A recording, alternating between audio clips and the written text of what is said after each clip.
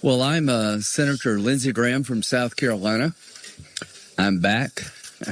I come here every 2 weeks whether I need to or not. So why did I come this time? To put a fine point of where we're at as a world regarding the Iranian regime.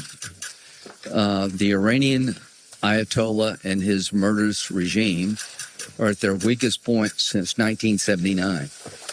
Their economy is in shambles. Their military has been degraded. There are people in the streets, Iranian people in the streets, demanding an end to oppression. All these forces are coming together. We must meet the moment. If this regime falls in the coming weeks or months, two things will attribute to it.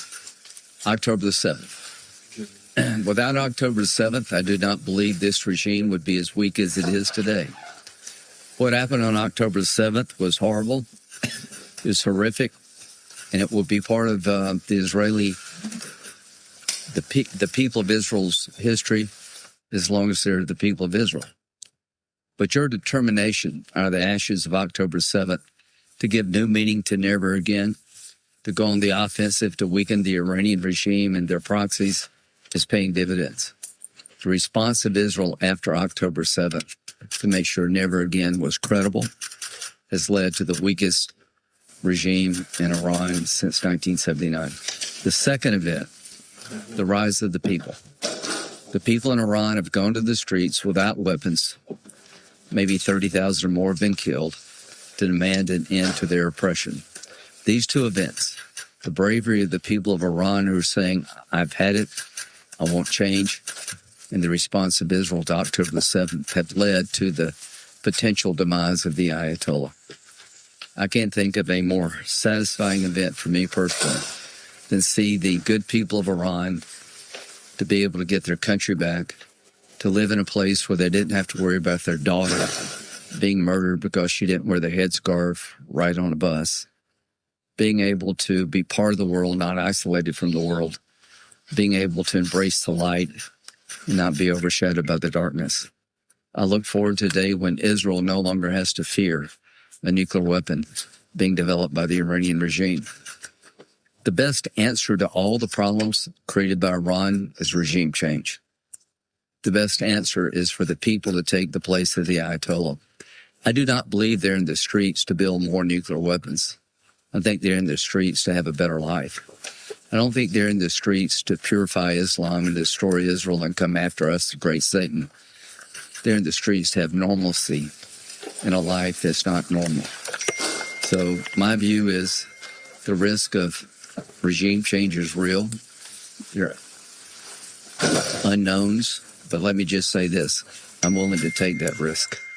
I think the Iranian people have the potential to be a great ally of the United States, Israel, and the region. I think the Ayatollah, as long as he's alive and around, will be chanting death to America and will be trying to enact a religious agenda of purify Islam, destroy Israel, come after us. He's a religious Nazi. Hitler wanted a master race. The Ayatollah wants a master religion, and we're not going to give it to him. We're going to fight back. To the brave people of Israel, I know you're hurt very hard, very wide, and very deep on October the 7th. Here to tell you we're on the verge of eliminating the largest state-sponsored terrorism in the region. And with the fall of Iran comes the fall of Hezbollah, Hamas, the Houthis. The ripple effect is enormous. Normalization becomes far more likely. If the Ayatollah survives all this bluster, God help the region. So my presence here today is to reassure the Israeli people there is no light or gaps between President Trump and Bibi about what to do and how to do it. There are two lines in the water right now. One's a diplomatic line, trying to find a way to end this regime diplomatically that will advance our national security interest. The other line is the military option. I think President Trump is looking for which line can catch the biggest fish. The bottom line is we're into weeks, not months, in terms of decision-making. The Iranian people are hanging on. I attended a rally of 250,000 people in Munich. It's one of the most satisfying experiences of my professional life to have 250,000 people, one, know who I was and appreciate what I was doing. Apparently, I'm commonly referred to as Uncle Lindsey in Iran, and apparently that's a good thing. But this hat, Make Iran Great Again, says a lot in a very few words. By the way, the idea of Making Iran Great Again hat came from Morgan Ortegas, who's not with us, but she thought this would be a good branding, and she was right. And this hat one day will go to Tehran. I look forward to delivering it to the people of Tehran. And President Trump, when asked about what this hat means and says, he said, I think what Senator Graham is trying to say is that the best way to make Iran great again is through the people, not the Ayatollah. I think he's right. So my hope is that in the coming weeks, if we can't find a diplomatic solution, that we engage in a great endeavor, supporting the people of Iran, demanding their freedom and the end of their oppression. We have military capabilities second to none. There's no more clever nation on the planet than Israel. There's no more powerful nation on the planet than the United States. As to the Iranian regime, you're weak because of your ideas. You're weak because of the way you've treated your people. You're weak because you're evil. Eventually, good will replace evil in Iran. To those who may participate in this endeavor, God bless you. God keep you safe if that day does come. Could our soldiers be hit in the region? Absolutely, they could. Can Iran respond if we have an all-out attack? Absolutely, they can.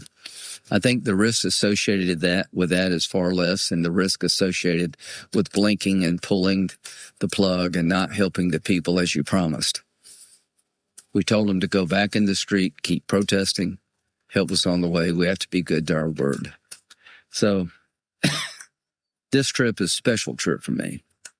It's putting a fine point on something I've been working on for over 2 years. I leave from here to go to the United Arab Emirates.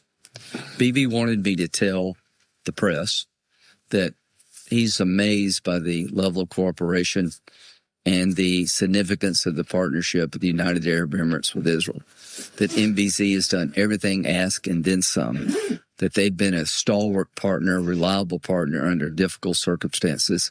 And I want to go there tomorrow and acknowledge MBZ's leadership and suggest that America improve its capability to defend the United Arab Emirates and the region.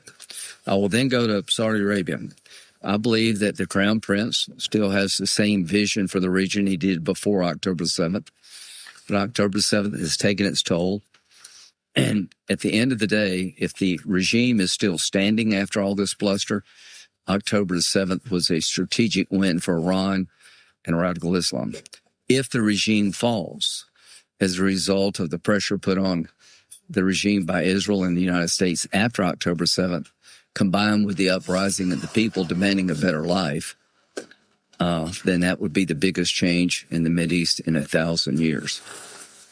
I am leaving here confident of the capability of the United States and Israel, if called upon, to deliver a decisive blow to the Iranian regime. I am hopeful that diplomacy may prevail yet. Either way, our date with history, our date with a new destiny for the Mideast is upon us.